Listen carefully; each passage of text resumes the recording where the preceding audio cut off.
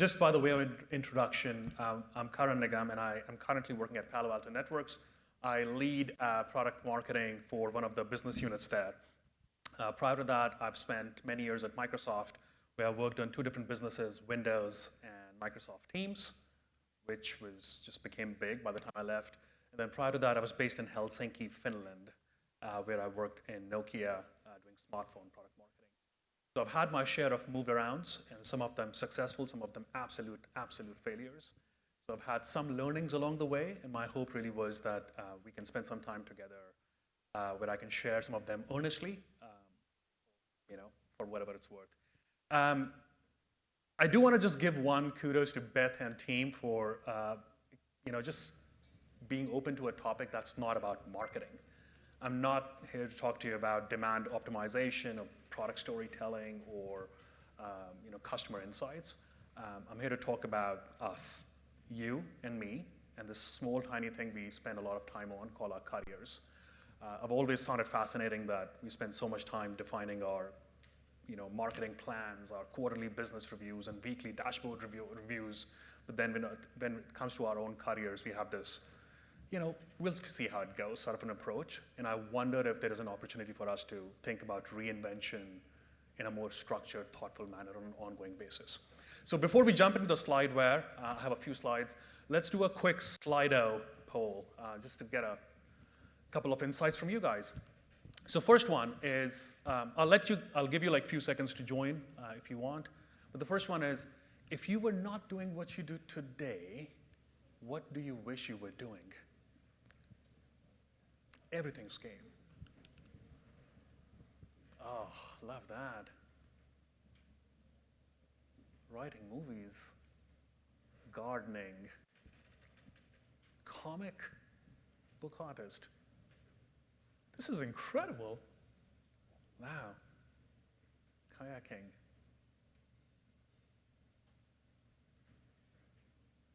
Yeah. So a lot of people with varying interests sitting right in the room. Next one, please. Oh, fishing popped up at the last thing. Don't want to miss that. Which personal value do you aim to reflect in your daily work?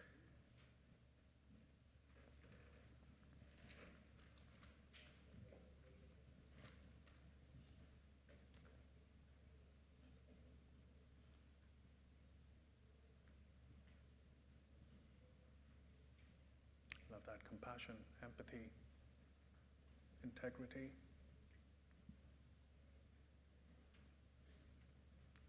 Empathy really stands out. Integrity as well. Okay.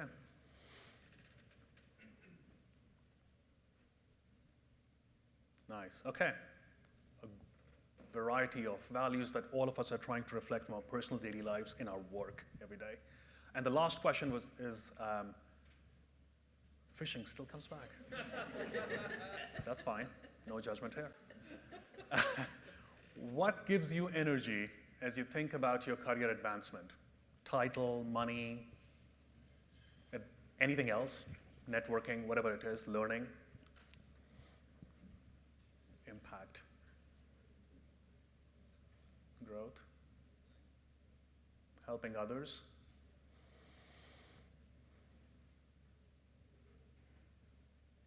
fulfillment, yeah, freedom,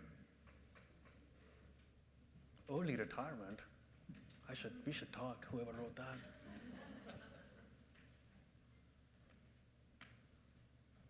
Cool. Again, a variety of things that motivate people to show up at work every day and do their best. So if you jump back to the slideware, you just saw incredibly well-intentioned, smart people sitting in a room who've taken time from their busy days to be here. And everyone's trying to reflect incredible set of values at their work every day, and everyone's trying to figure out what is it that motivates them to show up at work every day. Because what's really interesting, if you think about, by the way, this is actually something I want to call out perfectly before we jump into this. I've changed multiple jobs in many, many years now, and you always go through this phase of pain when you go to a new job, because you've just entered this uncomfortable space. So anything I say today is purely with this risk of anytime you try something new, just know you're in for some pain, but it leads to this incredible experience afterwards where you grow as a person. But I've sort of just come to love this disclaimer. Just like any other product marketer, we always work with our disclaimers here. But the idea really is, I fell in love with this concept of reinvention a few years ago because one of my mentors, she is a chief scientist at Microsoft. And I was always this early in career product marketer who was always passionate about the newest and the most new technology that was out in the market. And she talked to me about this idea of valuing reinvention.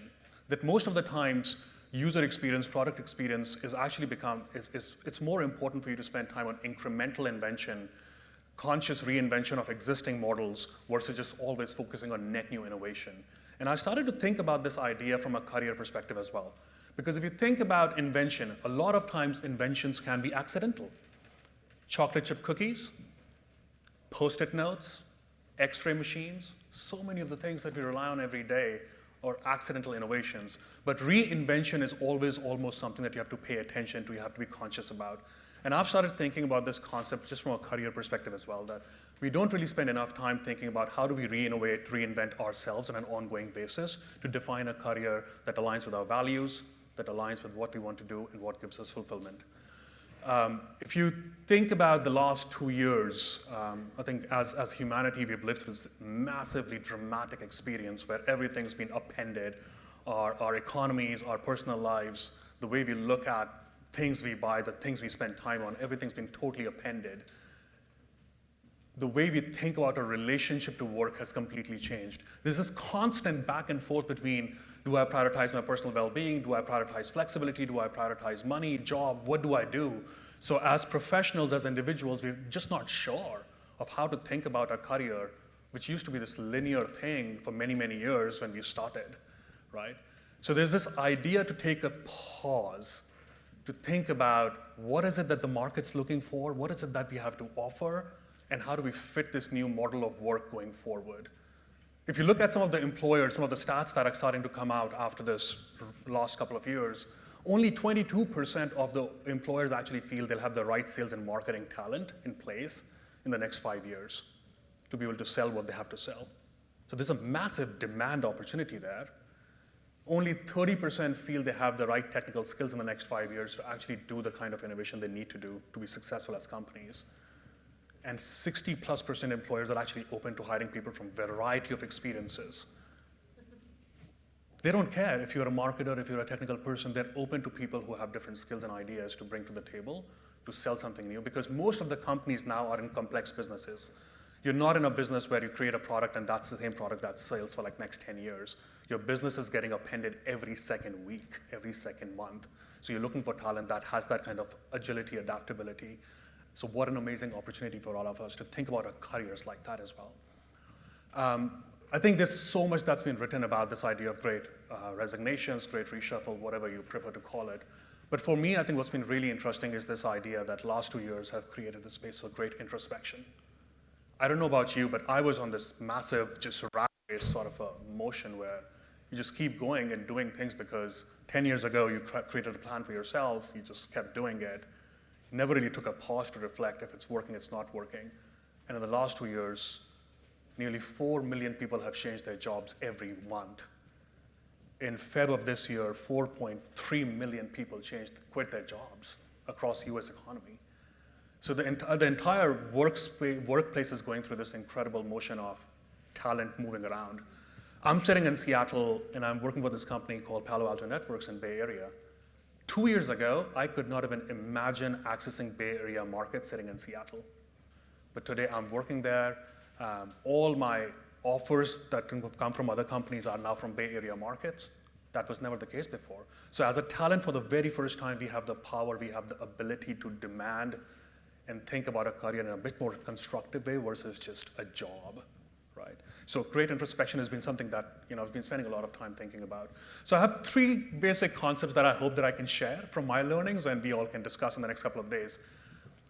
There was this idea of linear careers, and it doesn't work anymore. It doesn't matter anymore. It's absolutely irrelevant in today's world.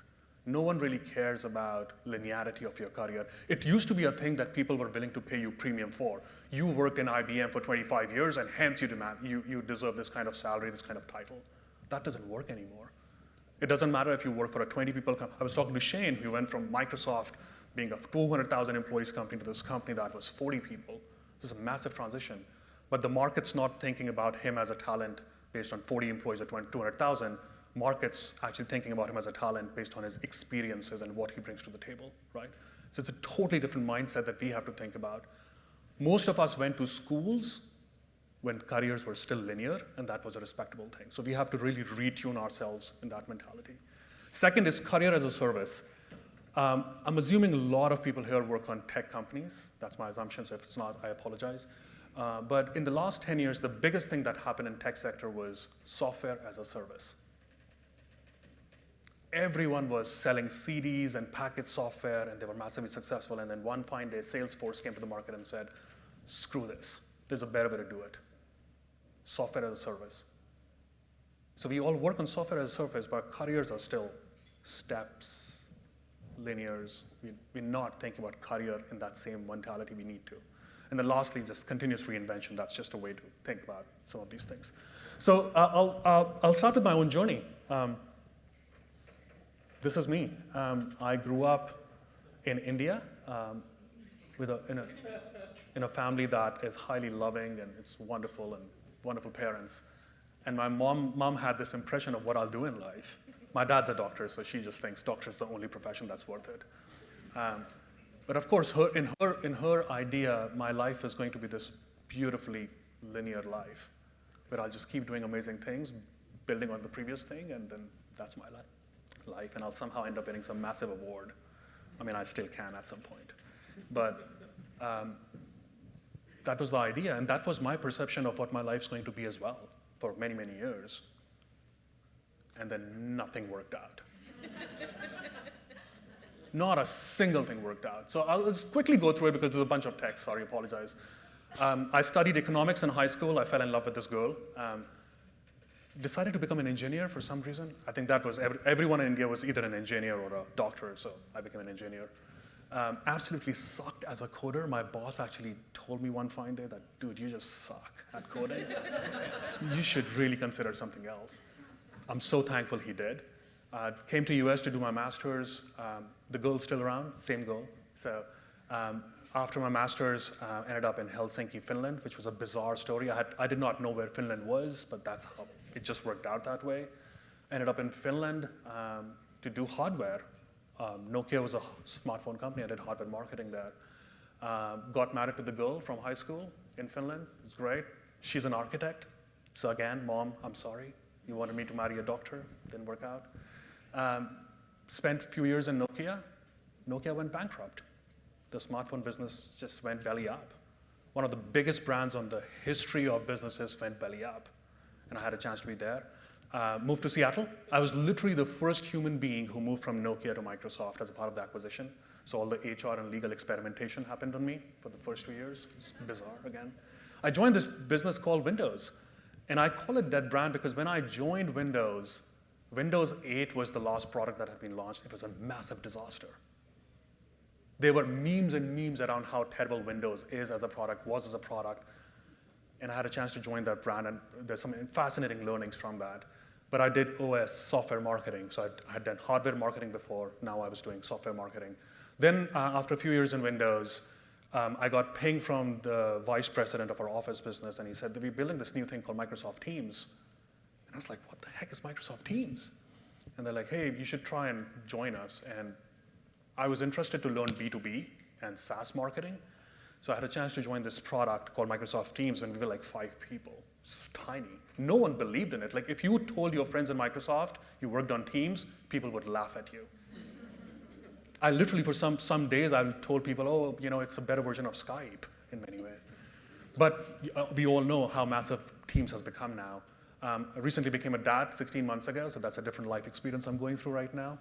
And then a year ago, I decided to do something else, and now I'm in cybersecurity at Palo Alto Networks, and I don't know where I'll go next. But the point of this weird slide is there was a perception I had of what my life's going to be, my family had, my friends had, and none of that worked out, right? And it's for good. Let me just talk about some of the transitions I've lived through and some just, failures and learnings. First one was Nokia. I joined Nokia because I grew up in India, and Nokia was the brand. What Apple is today, Nokia used to be. Let me just say that, and without any disclaimers. It was one of the biggest brands consumer brands that has ever existed in the modern economy. And I joined Nokia because Nokia was at this juncture where they were going from becoming this outdated software company to figuring out how to build modern smartphones. Apple had just come out with touch interface, this app ecosystem thing, and Nokia was still running on their own previous model. BlackBerry was still the icon in the industry. Just to give you a sense, Nokia had 72% market share in Asia Pacific till 2010. It had 45% market share in America. If you go back and watch the Matrix movies, Keanu Reeves is still using Nokia phones in those movies. It was a massive, massive cultural brand. So I wanted to be a part of that journey. And as we all know, it went belly up. 56,000 employees were laid off in the 4.5 years I spent in Nokia. When I joined, the headcount was 58,000. When I left, it was 2,000, right? And it took me some time to actually understand what this means for me, because I thought, this is my first and last job. No one's giving me a job ever after this. And I was blown away by the number of offers I would get from companies like Microsoft, Apple, Google, because they all were trying to figure out this new smartphone business market. And they were like, hey, we don't have enough people who understand what to do in this market. When I was approached for my Windows job, I asked the question to the recruiter and the hiring manager, and they said, we don't have enough people in the market who know what failure looks like and feels like. We don't know how to think about listening to customers. And you guys just did it absolutely wrong at Nokia. So my hope is you can bring some of the learnings here, right?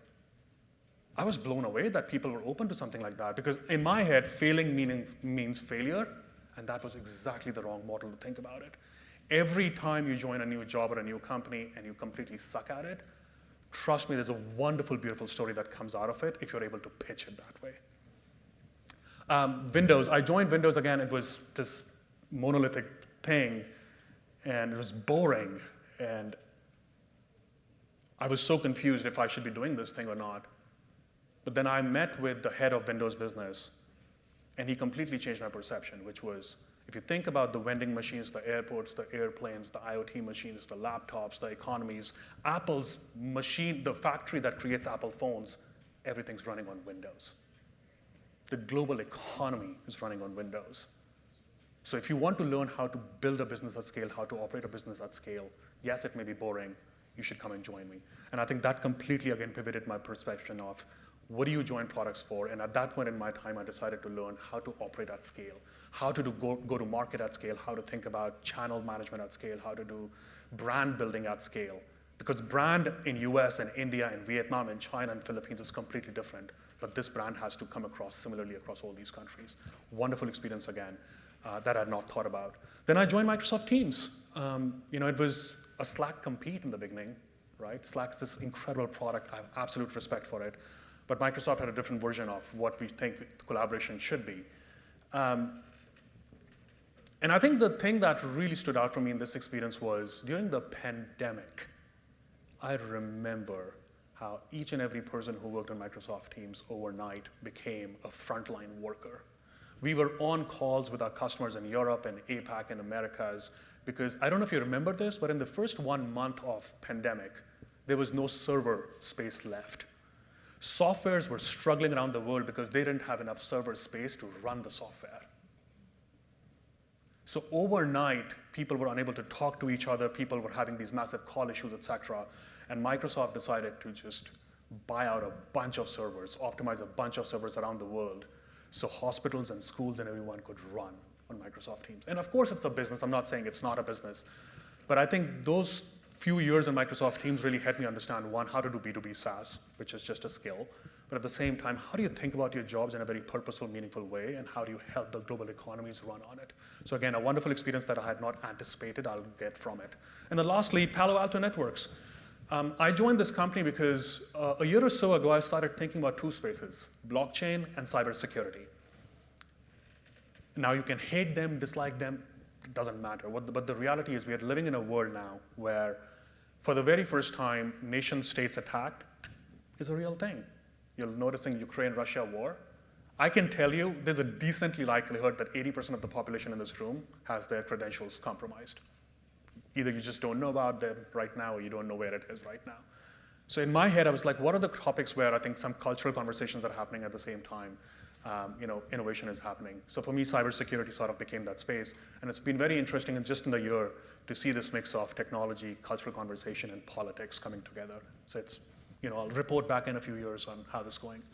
But just to give you some sense of, few learnings that I've had from this massively squiggly, weird all over the career is when life gives you lemons,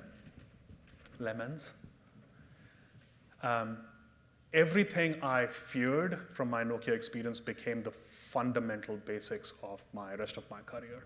Till date, I thought I've made a disaster out of my career by taking this job and every other job in my future. Even till date, Palo Alto Networks, when I got my job, I got the job because people were fascinated by how a company that big can go down and what were the learnings from that. So just to think about it separately. Interesting is inherently imperfect. Most of the jobs we take are either safe or interesting. And if you take a safe job, that's great, that's good for you. But if you choose to take an interesting job, go with this clear mentality that the next couple of years are going to be painful because it is imperfect, and that's why it's interesting. Something to think about. Planning is more important than plan. Most of us conflate these two concepts. Having a plan means for the next 10 years, I know what I will do. Having a planning is, I think I have a sense of what I want. These are the kind of things I like. So let me optimize for my career on an ongoing real basis. But these are two different things. Complex problems need people with nonlinear careers. I was recently approached by a recruiter from an electric vehicles company. So I get on a call with this hiring manager and recruiter. I'm like, electric vehicles? What about my profile says electric vehicles to you? And the hiring manager said, electric vehicles at the very core are about wonderful software and hardware integration that you work through. Electric vehicles are primarily around building businesses at scale that you've worked through. And they're about convincing people about this new product category that they don't know about enough yet. You've done that. None of the jobs I've done are about electric vehicles, right? But just to think about the fact that market is generally more open than we think it is. Knowing what you don't want to be is as important as what you want to be. I was talking to Shane about this recently. Sometimes you end up in jobs where you have experiences that are just terrible, negative, unexpected. But I think the way to think about it is, I've just gone through an experience that's not pleasant or doesn't align with my value. But what I'm taking away from this is not the kind of leader I want to be. This is not the kind of person I want to be. This is not how I want to run my business when I get an opportunity. Shane was talking about how he did marketing that was part of a product org at some point.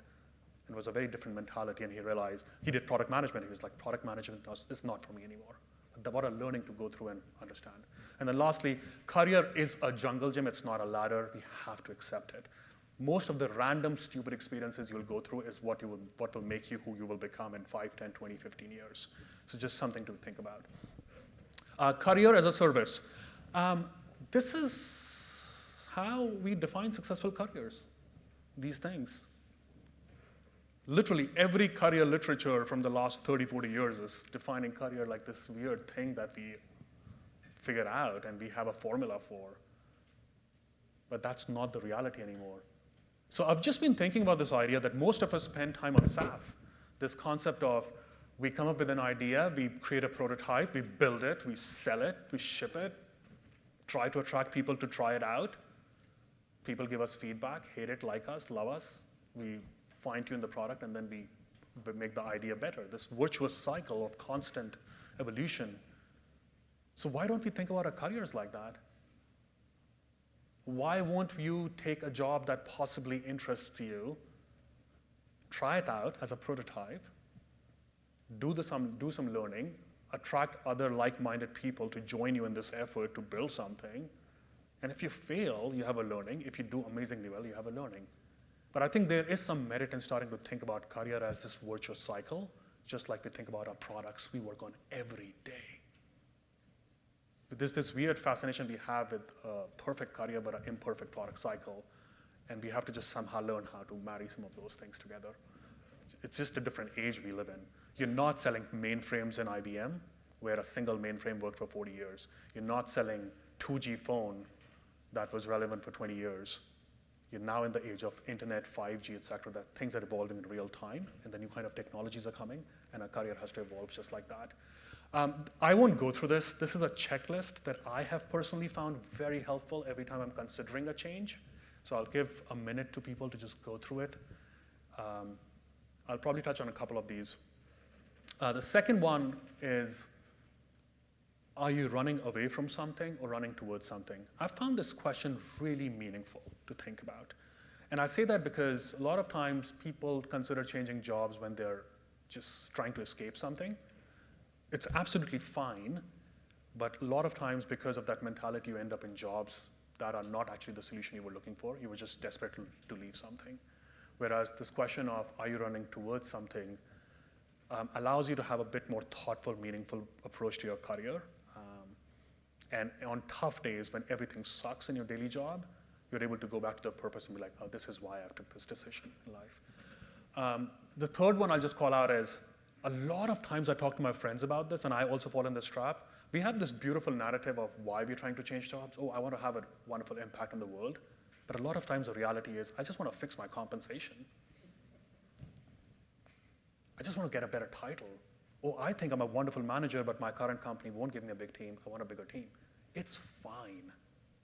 It's good. But I think having that honest conversation is really important. A lot of times people don't do that, as basic as it sounds. And then the one that I'll also call out is the second to last, which is how many constraints will you be changing at the same time if you change a job? I find this question very meaningful. In my head, there are three constants most of the people tend to deal with: location, expertise, and culture of the new org you'll join.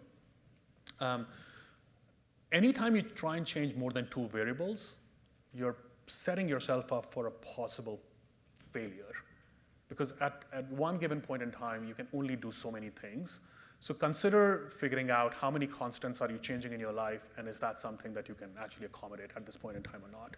So anytime I try to change location, I try to not change my expertise. If I'm changing my expertise, then I try to keep my location sort of similar. Two variables at a time tends to be the formula that's worked out decently well for me so far. A framework that I've used and I've borrowed from LinkedIn is the CEO of LinkedIn has this framework through which he looks at his career. It's a very simple thing. One thing, two values that matter the most to you at this point in time in your life. So for me, when I was thinking about Palo Alto Networks, one axis was compensation, and second was learning. So I was trying to take a decision of what kind of decision will help me make the best match of it. How do I end up in the sunny spot? And for me, what I realized was I could have stayed in Microsoft and accommodate my need for learning, but there was a limit to how much I could fix my compensation at that point in time. So I decided to go out in the market for that, and now I have a job which has allowed me to learn a completely new skill set, completely new industry. At the same time, I've been able to fix my compensation, right? But having that honest conversation with yourself is very important. It could be anything. It could be money, location, it could be title, scope, it could be learning, network, whatever it is for you. But it's a very wonderfully easy but practical framework to think about as you think about your careers and next steps. Ultimately, it's all about, are you able to find that middle sweet spot between your personal growth, whether it's learning, money, whatever it is, or the cultural conversations? Are you working on a problem statement the world thinks about, cares about, loves? For me, it's very important. That's why blockchain and cybersecurity are on my radar, because the world, I think, will be different in 5 years compared to what it is today because of these two technologies. And then lastly, are you spending time with inspiring humans? People you like, love, you learn from. So I think that just sweet spot is tough to get, but it's important to think about on an active basis. I just am in awe of people who shape the world we live in. I've consciously not put pictures from recent political drama. I wanted to, but I end up upsetting some people here. But the point is, you may dislike them, hate them, love them, these are the people who are sort of shaping the world you live in. And one thing that I find fascinating about each of them is none of them have had a plan. None of them had this figured out. Obama was not born thinking he would become president of the United States one day, right? Jon Stewart was not supposed to be the biggest comedian this country saw for 2 decades, right? None of these people had a plan in the sense that they had figured it out. They went along the way, they were open to new opportunities, et cetera, and hence they have wonderful, interesting lives. So that's sort of my hope for all of you. I fell in love with this quote many years ago, which is, "It is our failure to become a perceived ideal that ultimately defines us and makes us unique." We all have this perceived version of ourselves that was either created by our parents, our families, our societies around us. And most of the times, it's our failure to achieve that perceived state of our life that leads to interesting stories. So I hope today that each of you fail at achieving that perceived idea that someone else had for your life, and you stumble into really interesting opportunities, which leads to interesting life stories. So that's it for me. I hope I was able to share something insightful. But I'm here for the next couple of days, so let's have some interesting conversations, and I'm happy to chat more. Thank you.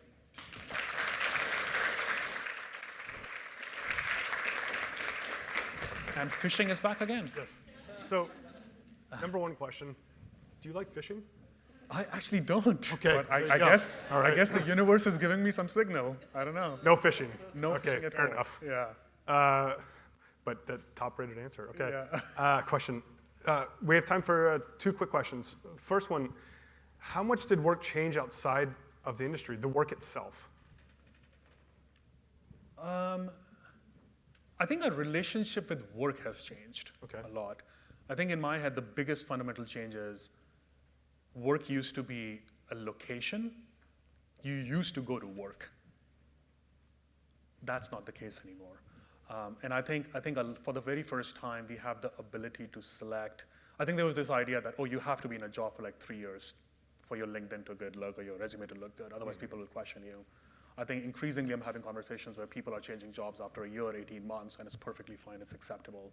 So I think the very idea of what work used to be has completely fundamentally changed. Yeah. And I think it's an exciting time for talented people to think about their careers, their aspirations differently. That's fantastic. Yeah. Kind of playing to that point, last question. You talk about career changes, we talk about introspection, the change over the last couple of years. For you, how much of a role do you think coaching and training will play in candidate recruitment moving forward for Coaching companies? and training. Yeah.